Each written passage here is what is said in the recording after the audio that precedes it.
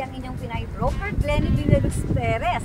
Mga ka-PH, finally, sa pang-limang attempt, mabibigyan na po namin kayo ng latest development updates ng Palmdale Village sa Riyayang, Quezon. Bakit nga ba 5 attempts mga ka-PH? Kasi last December po, sinubukan natin magbigay ng panibagong update. However mga ka-PH, nasira po ang ating drone. At sinubukan po natin i-save ang ating drone. After several months po, unfortunately ay hindi po na kayang masave. Kaya napilitin po bumalik tayo ng panibagong drone para magtuloy-tuloy po ang pagbibigay namin sa inyo ng progress ng developments ng ating pong mga projects ni Apecox, especially po ang ating Palmdale Village. But last 2 attempts mga ka-PH, inabuti naman po tayo ng ulan. At yung last attempt natin, yung pang-4, ay inabutan naman po tayo ng dilim. So mga ka-PH, ngayon po, mabuti na lamang at medyo makuling din po ang ating panahon, pero medyo may init pa naman po, may konting amon, pero kaya po natin magpalipad ng ating drone. Sa katunayan mga ka-PH, makikita po natin, sa likod po natin, ang ating fantastic Mount Banahaw na natatakpan po ng ulap. Katunayan lang po namin na maya-maya lamang po ay bubuhos na po ang malakas na ulan. Kaya mga ka-PH, samahan niyo po kami sa pagsilip sa latest development ng ating Palmdale Village na na-sold out. Sa loob lamang po ng 1 taon, laan niyo mga ka-PH, kung ilang units po ang na-sold out sa loob ng 1 taon ni Palmdale Village. Maniniwala ka ba mga ka-PH na mahigit 3,000, more or less 3,000 po ang na-sold out sa loob lamang ng 1 taon? Ganito po ka-fast selling or ka-phenomenal ang project po na ito. Bakit nga ba ganito kabilis at ka-phenomenal ang Palmdale Village? Sa mga hindi pa po nakakapanood ng ating 2 previous episodes, makikita po natin around this video ang link. Please click it and watch it mga ka-PH, or kaya nasa description box po ang ating link para mapanood po natin kung gaano kaganda ang project po na ito at makita po natin ang progress ng development ni Palmdale Village.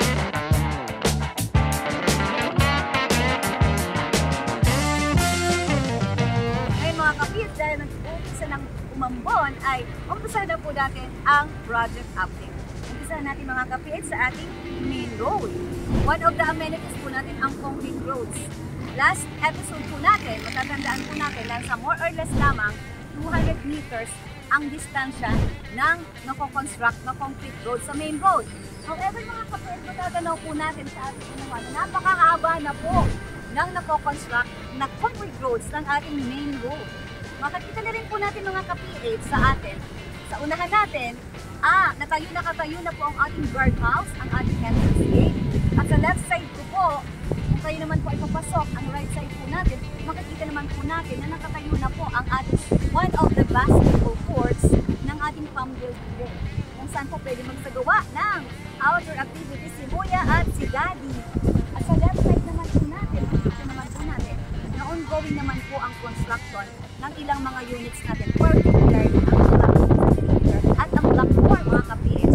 Mamaya makikita po na ang kabuuang development ni Palmdale Village sa pagsilip ng ating mga aerial shots at drone shots. Samahan niyo po kami mga ka-PH. Tara!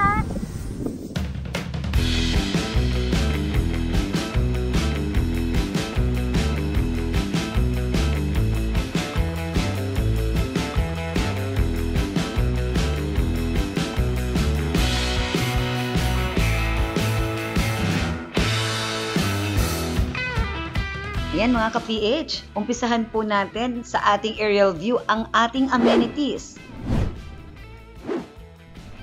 So kanina nakita naman po natin na nakatayo na po or built na po ang ating entrance gate, pati po ang ating guardhouse. So makakita din po natin na ongoing pa rin po ang construction ng ating concrete roads, ng ating main road na hindi pa po natatapos. Although napakahaba na po ng nagagawa, I think this is more or less nasa 600 meters na po ang natatapos na concrete main road po natin.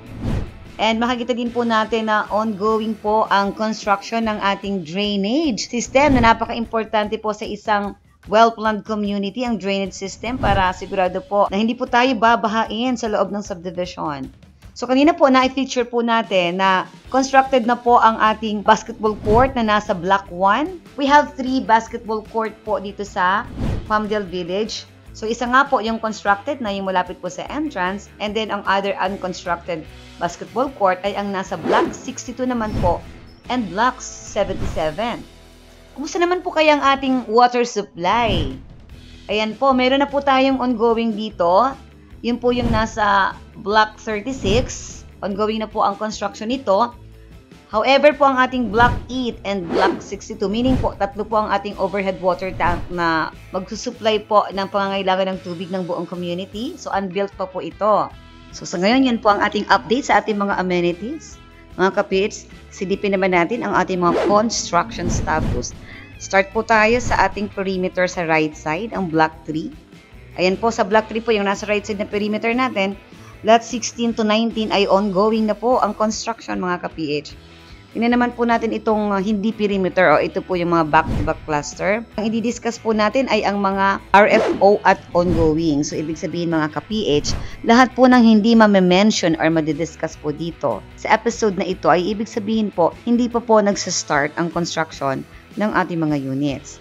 So, umpisahan po natin sa Block 4, lots 1 to 9, odd numbers, and lots 63 to 69 odd numbers, ay pare-parehas na po yun no ongoing po ang construction. While naman po dito sa Block 6, lots 50 to 104 even numbers, ay ongoing na mga ka-PH. So, napakadami na rin pala dito ng ongoing sa Block 6. Kumusta naman po kaya sa Block 7? Ayan po sa Block 7, ayan po, lots 19 to 87 ang odd number, and that's 38 to 104 even numbers, are all ongoing na po ang construction. At magugulat po kayo, dahil ito po sa Block 7, meron na po tayong RFO or nakatayo na. Anong lots po ito?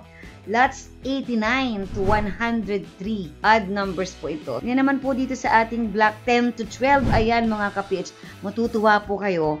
Kasi itong babanggitin kong mga blocks na ito, lahat po ito o RFO na. Ibig sabihin lahat ng units sa block na ito. Block 10, Block 11, and Block 12. Lahat na po RFO ang mga units po dito. Yan, mga ka-PH, ang bilis po talaga ni Apex Homes. Tingnan naman po natin, sa Block 13, lahat po ng units sa Block 13 ay ongoing. Whereas naman po dito sa Block 14, meron na rin pong RFO, mga ka-PH. Ito po yung lots 3 to 12. Whereas yung lots 1 to 2 ay ongoing po ang construction.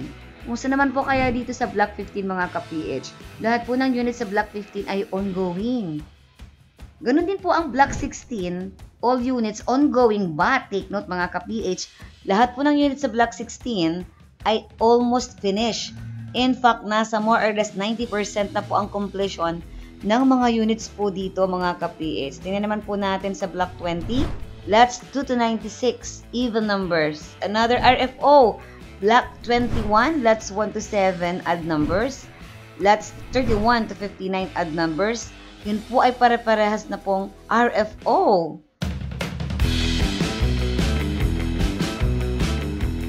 Whereas naman po ang lots 61 to 95 odd numbers and that's 2 to 96 even numbers are ongoing. Yan po, napakadami na nating ongoing, napakadami na din pong RFO.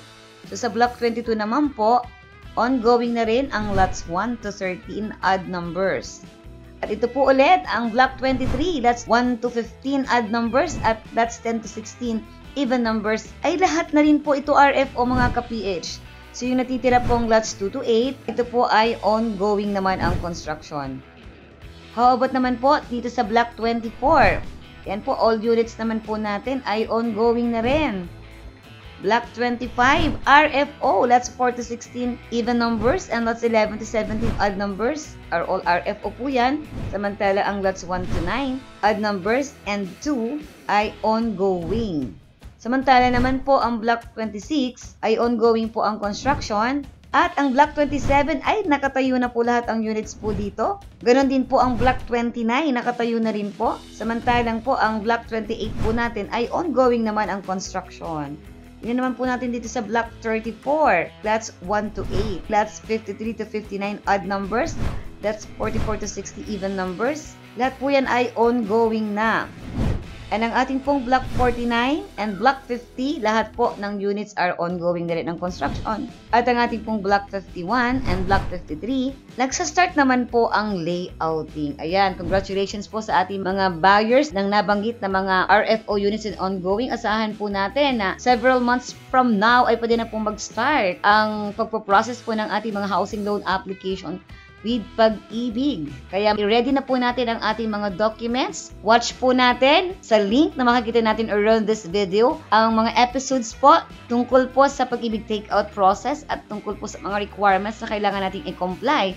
Kasi baka akala po natin wala lang tayong problema, yun pala, magkukos po ng delay dahil hindi po natin alam yung mga underlying circumstances and problems sa mga requirements po natin. So please do watch our episodes na makikita po natin sa description box na makakatulong po para mag-guide po tayo on how to comply the requirements pertaining po sa ating mga housing loan application. Ayan mga kapiyet, sigurado pong natuwa at na-excite tayo lalo sa mga homeowners po natin na nakabili po dito na ganito po kabilis ang development ni Apex Homes dito po sa Palmville Village. Ayan po, sa mga nakikita po natin na ongoing na ang construction, umpisahan na po natin ihanda ang ating mga requirements para pag tinawagan po tayo ni Apex Homes ay mabilis po tayong mapo-process kaagad. Please link the link na makikita po natin sa video na ito para po sa guide ng ating take-out guide natin sa Pag-ibig. Ganun din po ang mga requirements na kailangan po natin sa pagpo-process po ng ating mga bahay. Sa mga bago po sa YouTube channel natin, please do like, share, and subscribe po mga ka-PH. At please don't forget to comment down below sa mga gusto po natin itanong. At kami po ay masayang sasagutin ang mga katanungan po natin mga ka-PH.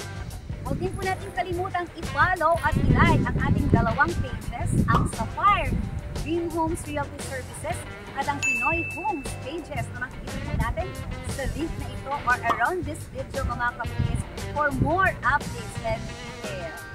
Muli, ito po ang inyong Pinay broker, Glenny Villaluz Perez from Pinoy Homes, your dreams for your help because your home